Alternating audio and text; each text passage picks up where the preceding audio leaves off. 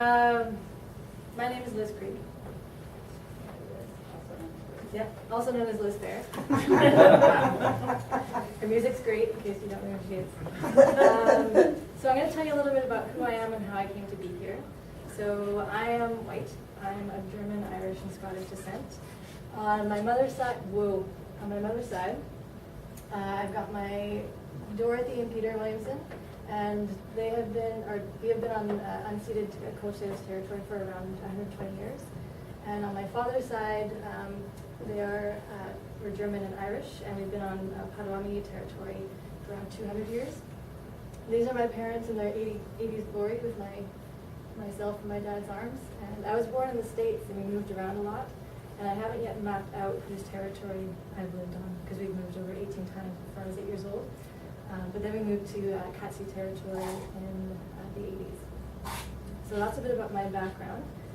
And how I came to be here in the role that I have, especially with the Vancouver School Board, I think of in terms of a series of disruptions. And I use the term disruptions in how Dr. Susan Dion does in her book, Disrupting Golden Images, and looking at how non-Indigenous peoples have often looked at Indigenous peoples as the perfect stranger. So for me, the notable disruptions were grade 11, somebody had changed on our O Canada poster in our school from home in native land to home on native land. And it was my first sort of interruption that the Canadian narrative that I had been raised to believe wasn't quite what it seemed.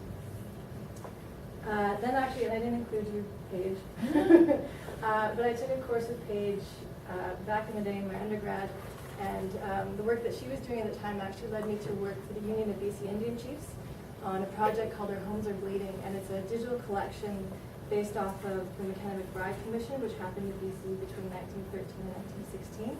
And I was able to read through hundreds and hundreds of pages of testimony between Indigenous peoples with the colonial government.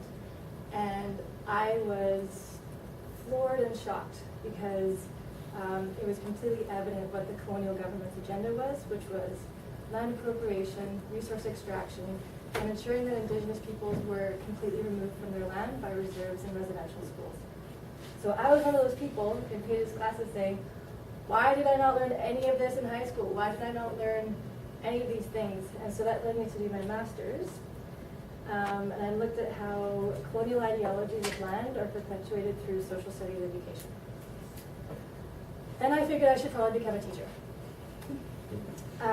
So luckily, I was part of the Indigenous Perspectives teacher education program, and I got to work with, who I feel very privileged to call mentor, Dr. Dolores Vanderway, who's also at SFU. And I've been working with her for the last 11 years about looking at a lot of the issues and how to have very difficult conversations around racism, coalition politics in a way that is effective and respectful. So in the work that I do, so I have been teaching as a high school teacher for 10 years. I was a faculty associate for 2 years. And the work that I do, I think not just about the learners who are in the room now, but also the future generations. This is my son. This is Owen. He just started kindergarten last month. And I'm already talking with his kindergarten teacher about the ways that she's going to be looking at the new curriculum and how she's going to be integrating the work. I also had to leave to pick him up, so my apologies to the other presenters. So I came to this project very recently. It was really only this summer. Like Paige and I have been talking about it for a while, but I started working on it over the summertime. And what struck me was that as soon as you enter the website, you get this invitation to listen. And especially thinking from a non-Indigenous teacher's perspective, oftentimes when, and I'm guilty of this too, when you're doing your lesson planning and you don't have a lot of time, you'll kind of go in and get something and kind of lead with it, and then you use it in your classroom. You might use it again, you might not, but we don't usually spend a lot of time thinking about how we are connected to that work, and I think that's tied to what Paige was saying around transformational listening. And what struck me again were the 3 goals that Elsie Paul had in mind, which was to elaborate on the process of transformational listening, to share Tla'amin culture and teaching with future generations, and to fulfill a need for teaching tools that support reconciliation between Tla'amin and non-Indigenous audiences. So for me going into this work, I'm really thinking not so much about the students who are going to be in the room learning, but about the teachers who are going to be teaching the information. So my question was, how can non-Indigenous educators prepare to utilize teaching tools that support reconciliation between Tla'amin and non-Indigenous audiences? So I'm going to put it to you folks a little bit. We're going to have a quiz. Don't worry, I'm marking on a curve, that's all.